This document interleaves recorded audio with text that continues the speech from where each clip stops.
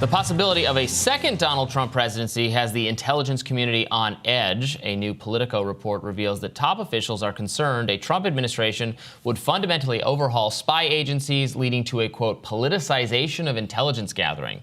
But investigative journalist Matt Taibbi's recent reporting unveils that politicization of intelligence agencies might not be a new thing at all. Case in point, the Trump-Russia narrative. Now, in a new post on his Substack, Taibbi reveals that far from remaining politically neutral, the CIA actually concealed evidence that Russia favored Hillary Clinton in 2016, not the other way around. And in another post, Taibbi and colleagues Michael Schellenberger and Alex Gutentag expose how the government is concealing documents that incriminate the intelligence community for illegal spying and even election tampering.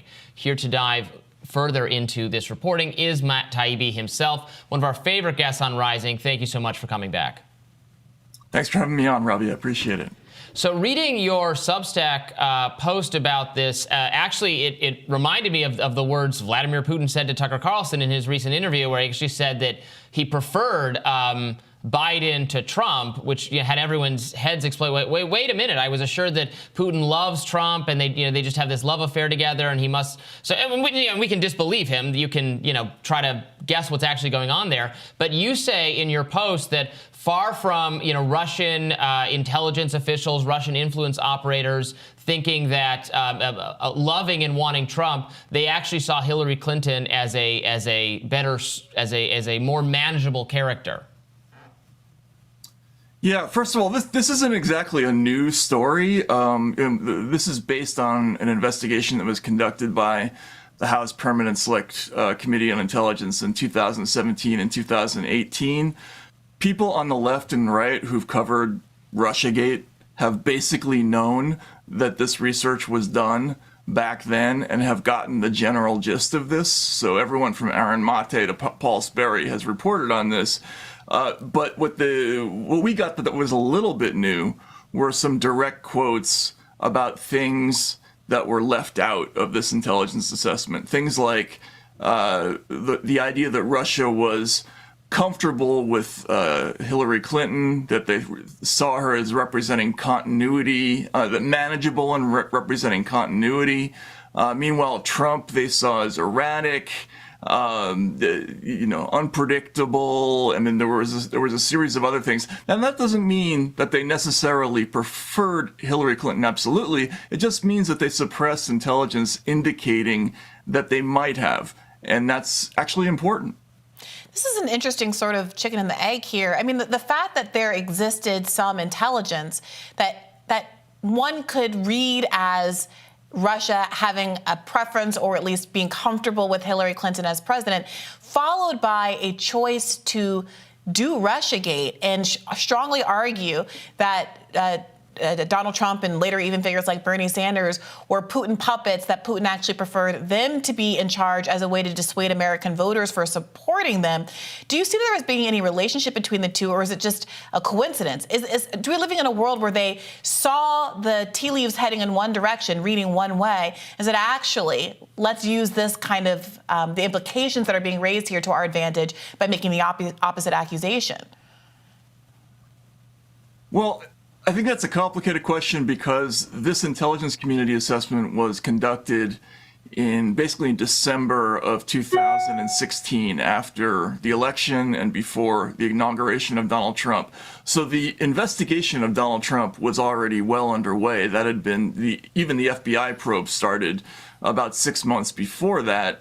But I think you're right. I mean, without this conclusion that there was, quote unquote, an influence campaign to denigrate Hillary Clinton and specifically to help Donald Trump's electoral chances, you couldn't have had Russiagate, and you couldn't have had the other incident you referenced where they suddenly released documents suggesting that the Russians preferred Bernie Sanders.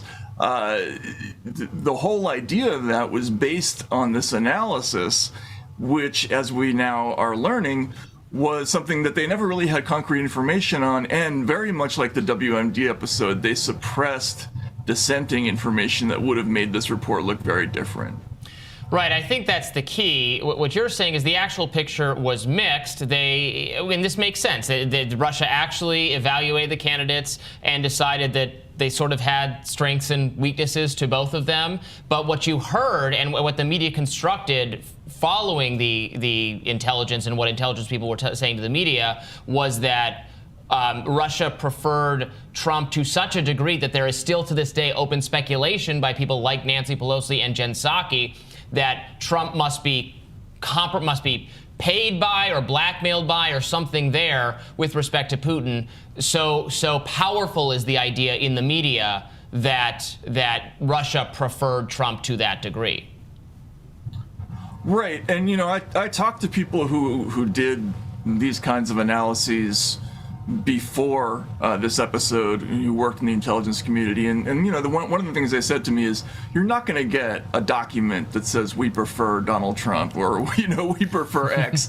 That's just it's going to be very rare for that to happen. So you're always sort of making inferences and drawing conclusions, which is a legitimate intelligence activity. Of course, you can do that. The issue here is that they did say this concretely, that Russia actually preferred Trump and that they wanted to denigrate Hillary Clinton. And what was that based on? Over time, it came out that this was based on just a very few sources. In fact, there was one particular human source that eventually was described as being instrumental in making this conclusion. And this was somebody that really only Director John Brennan had direct access to. So a whole lot of eggs were placed in one basket, and we don't know exactly what was in that basket to this day. And that's why this whole thing about reporting, with unnamed sources, with intelligence officials telling you what they think, you always have to be skeptical because you never know what the evidence is based on. So the important real takeaway and implication here seems to be that the intelligence agencies are putting their thumb on the scale for Democrats. So they preferred Hillary Clinton, and the framing of this is the Donald Trump, potential Donald Trump second term, going to set the intelligence agencies on edge? But I want to ask you, do they really need to be worried given Donald Trump's lack of follow through on really doing anything to reform the intelligence agencies during his first term? Is there any reason to believe that the intelligence agencies would really be threatened meaningfully by Donald Trump returning to office? I mean, I haven't done this story yet, but I think that there's significant reason to believe that if there is a second Trump administration, that they would take much more seriously the idea that they need to clean house in the intelligence services and prevent certain things from happening a second time around. Now, whether they have the competence to bring that off is another question. But this story is significant because, if it is indeed true that they cooked this intelligence and that story was not right from the beginning, we're talking about almost 8 years of news stories and propaganda that were based on a faulty premise.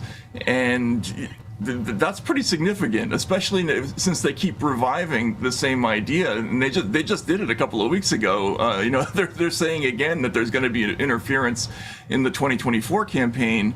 I think it's time to maybe put these stories to rest until they show actual proof.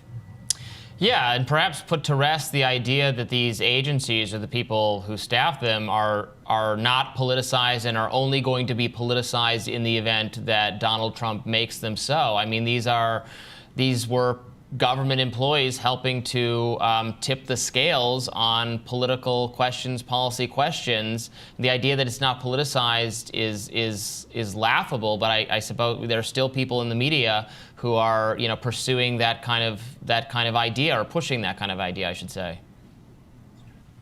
Yeah, and it's amazing that we haven't learned our lesson. I mean, the WMD episode, which was similar but not exactly the same as this, remember in 2002 they put out what's called the National Intelligence Estimate, which is a pretty big formal document that does actually include all of the intelligence agencies. Back then it was 16, it would be 17 now. The thing they put out in 2016 and 2017 was called an Intelligence Community Assessment. That only had 3 agencies in it involved. It was a hand-picked team, And within that team, they actually suppressed some opinions. So they kept out some agencies that didn't think that this was true, like the State Department and the Defense Intelligence Agency. They just weren't involved in the analysis. In the WMD episode, the dissent was there, but it was classified until like 2015. Here they just kept it out entirely. So we should have learned our lesson from the WMD episode that they can manipulate these things to come up with any kind of conclusion that they want, as long as they're controlling when the information is released. And that's the same here. I mean, we're learning about it 8 years later, but it's way too late to affect public opinion on it. Yeah, that analogy between the WMD intelligence and the Steele dossier and the Russophobia is really powerful, and I encourage people to go and read the article in full over at your Substack. Thank you so much for joining us today, Matt. Thanks so much, Brianna. Take care.